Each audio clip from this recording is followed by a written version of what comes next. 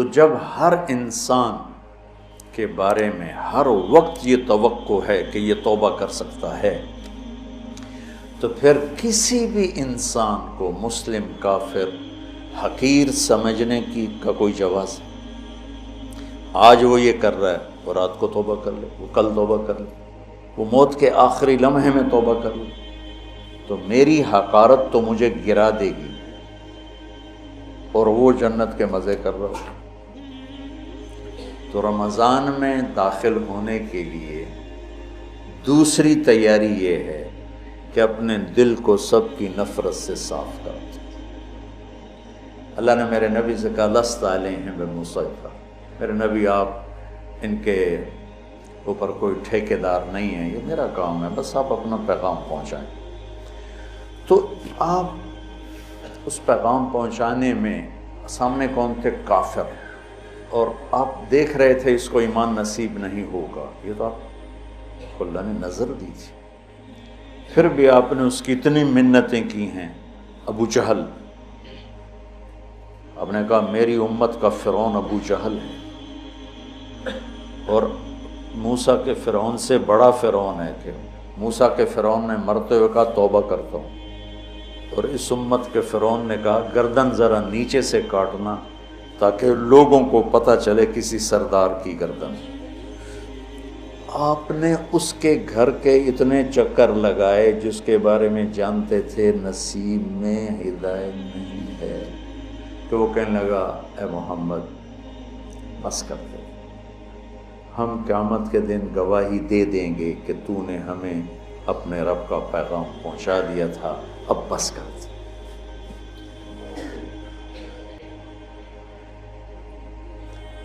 اب دیکھتے نہیں جو مریض لا علاج ہوتا ہے ڈاکٹر کہتے ہیں جب لے جائے اس کا کوئی علاج نہیں، اس کو ہاسپٹل سے فارغ کر دیتے ہیں، گھر لے جائیں کوئی علاج نہیں، اور میرے نبی دیکھ رہے ہیں اس کا کوئی علاج نہیں، پھر بھی اب اس کی منت کرتے جا رہے ہیں، کرتے جا رہے ہیں، کرتے جا رہے ہیں۔ کاش ہم تھوڑا سیرت کو بھی پڑھتے۔ پھر مجھے خواجہ صاحب یاد آ جاتے ہیں، سکھری تروش منصوری نو تھپ رکھ کنز کدوری نو، ہادی نہ سمجھ ہدایہ کافی نہ سمجھ کفایہ، کفایہ کافیہ وزن شعر کی وجہ سے، ہادی نہ سمجھ ہدایہ کافی نہ سمجھ کفایہ، کر پرز شرع وقایہ ایو دل قرآن کتاب۔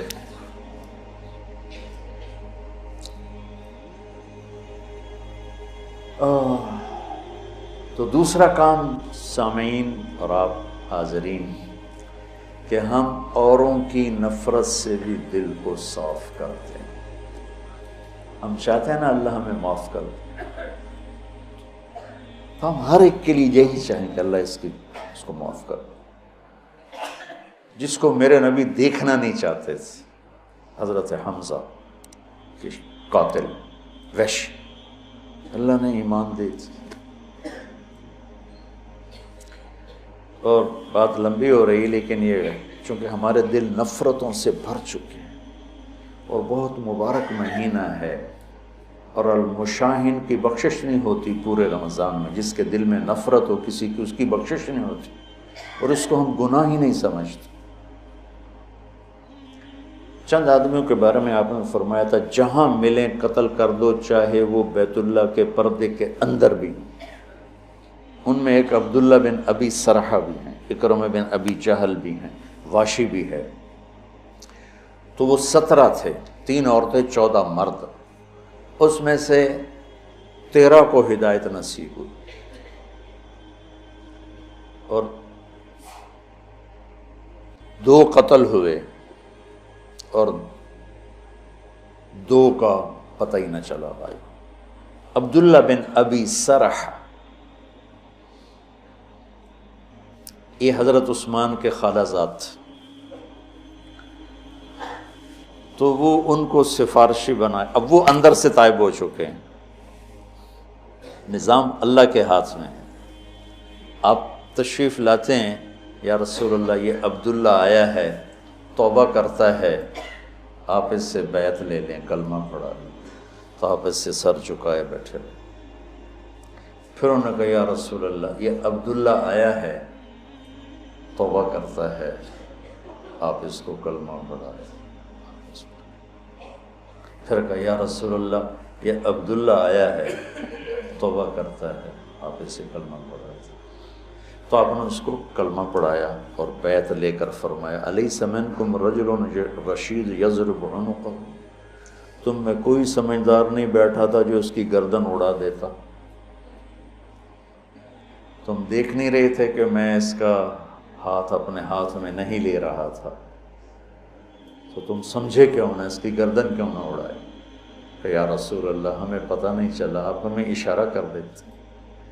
تو آپ نے فرمایا نبی خیانت نہیں کرتا ہے، نبی میں خیانت نہیں ہوتی کہ میں ادھر ہاتھ بڑھاؤں ادھر تمہیں اشارہ، یہ نبی کی شان سے پاک ہے۔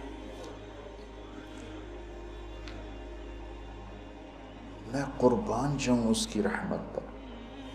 اور موت کیسے آئی؟ کہ مصر کے گورنر بنائے گئے حضرت عمر کے زمانے میں، حضرت عثمان کے زمانے میں، فجر کی نماز پڑھا رہے تھے، نماز کے بعد ایک طرف سلام پھیرا السلام علیکم ورحمۃ اللہ، اور دوسری طرف پھیرنے سے پہلے ہی گر کے انتقال ہو گیا۔ ان کا تو صحابی ہونا ہی کافی تھا، لیکن اگر موت کیسے؟ تو جب اللہ فیصلہ فرماتا ہے تو اللہ کے نبی 3 دفعہ رکے رہے، پھر آپ نے بیعت لی۔ تو لہٰذا میرے عزیزو، سامعین، حاضرین، سب سے دل صاف کر دو، سب سے نیت کرتے ہو۔ میری جو تم میرے بچے بیٹھے ہو، میں اب اس عمر میں تم سے کیا فخر کروں گا، میرے سر کے درد کا ایک سبب یہ بھی ہے کہ میں سارا دن اس بدبخت سے لڑتا ہوں۔ کبھی ادھر سے کمی آتی ہے، یہ نہیں کہ کمی آئے گی نہیں، کبھی ادھر سے نفرت آتی، ادھر سے کمی آتی، اور میں جھاڑو لے کے اسے صاف کرتا رہتا ہوں۔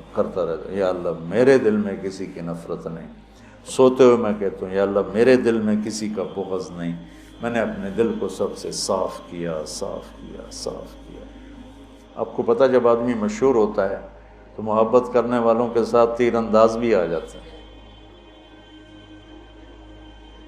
وَنَصَبْنَنِي غَرَضَ الرُّمَاةِ تُصِيبُنِي مَحْنٌ أَشَدُّ عَلَى السُّيُوفِ مَضَارِبًا، کہ مجھے ایسے تیر مارے زمانے نے کہ میرے جگر کے پار ہو کے ٹکڑے ٹکڑے کر دی۔ متنبی تو تعریف ہوتی ہے تو برائی بھی ہوتی ہے۔ لوگوں نے نبیوں کو ذرا غور کرنا، ان کیا طاقت ہے، ہو لام، انہو لساحر کذاب، جملہ اسمیہ،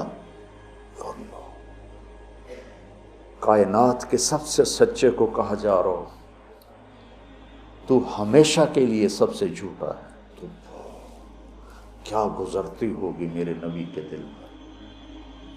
تو میرے عزیزو، انشاءاللہ اللہ نے جتنی توفیق دی کتاب اللہ سے مضمون بات ہوتی رہے گی۔ توبہ کرنی ہے، ٹھیک ہے نا؟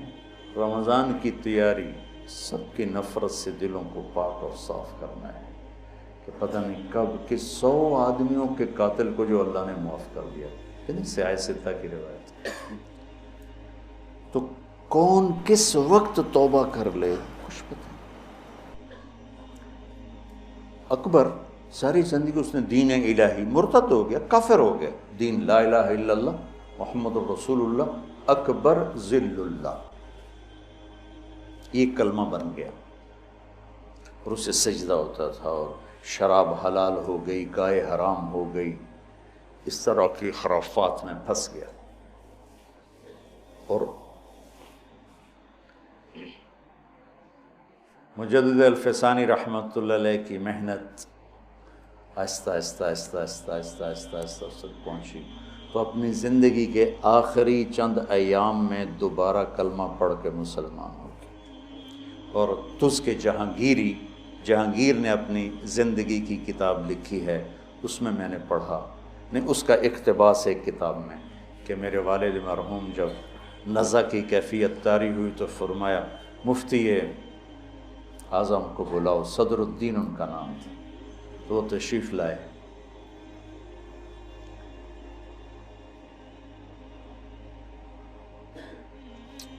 اللہ کی رحمت کو تنگ نہ کرو، گھٹن نہ پیدا کرو، بڑی وسیع ہے۔ رحمتہ وسعت کل، ان رحمتی وسعت کل شیء۔ کہا مفتی صاحب سورہ یاسین پڑھیں، تو انہوں نے سورہ یاسین پڑھنی شروع کی۔ تو جب سلام قول ابن رب الرحیم پر پہنچے تو اس کلمہ پڑھا اور اس کی جان نکلی۔ 300 بیویاں تھیں اس کی، 300۔